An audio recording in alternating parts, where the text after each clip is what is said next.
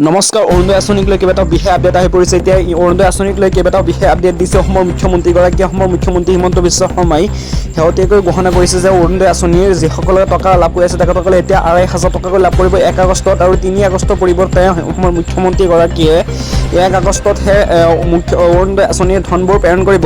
অৰুণোদয় 3.0 অৰ্থাৎ শিৱসাগৰ, চৰাইদেউ, গোলাঘাট আৰু যোৰহাট বানাক্ৰান্ত পৰিয়ালে এতিয়া ১২৫০ টকাৰ ঠাইত বিপৰীতে লাভ কৰিব ২৫০০ টকা। যিসকলে বানাক্ৰান্তত ক্ষতিগ্ৰস্ত হৈছে, যিসকলে শিৱসাগৰ, চৰাইদেউ, গোলাঘাট আৰু যোৰহাটৰ বাসিন্দা হয় আৰু তেওঁলোকে যদি বানাক্ৰান্তত আক্ৰান্ত হৈছে তেন্তে তেখেতসকলে ১২৫০ টকাৰ ঠাইত তেখেতসকলে ২৫০০ টকালৈকে লাভ কৰিব অৰুণোদয় আঁচনিৰ 3.0 অৰ্থাৎ অৰুণোদয় 3.0 আৰু ৩ আগষ্টৰ পৰিৱৰ্তে ১ আগষ্টৰ পৰাই লাভ কৰিব মহিলাসকলে, অৰুণোদয় হিতাধিকাৰীসকলে। আৰু কেইবাটাও বৃহৎ ঘোষণা কৰিছে আমাৰ মুখ্যমন্ত্ৰীগৰাকীয়ে, আৰু কোনসকলে লাভ কৰিব আৰু বহুতৰ একাউণ্টত কিন্তু এইবোৰ টকাবোৰ নোসোমাব। যদি আপোনাৰ একাউণ্টত যদি DBT লিংক নাই তেন্তে এতিয়াই গৈ DBT লিংকটো কৰিলে, অন্যথা আপুনি অৰুণোদয় আঁচনিৰ পৰা বঞ্চিত হ'ব।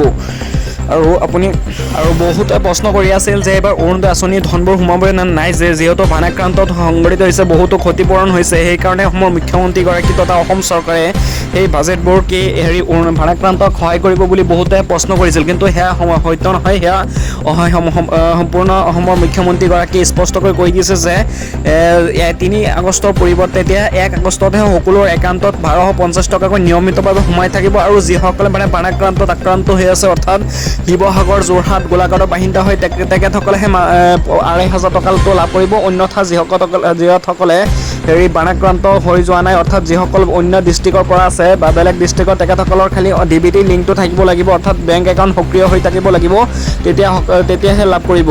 অন্যথা তেখেতসকলৰ আঁচনিৰ পৰা বঞ্চিত হ'ব।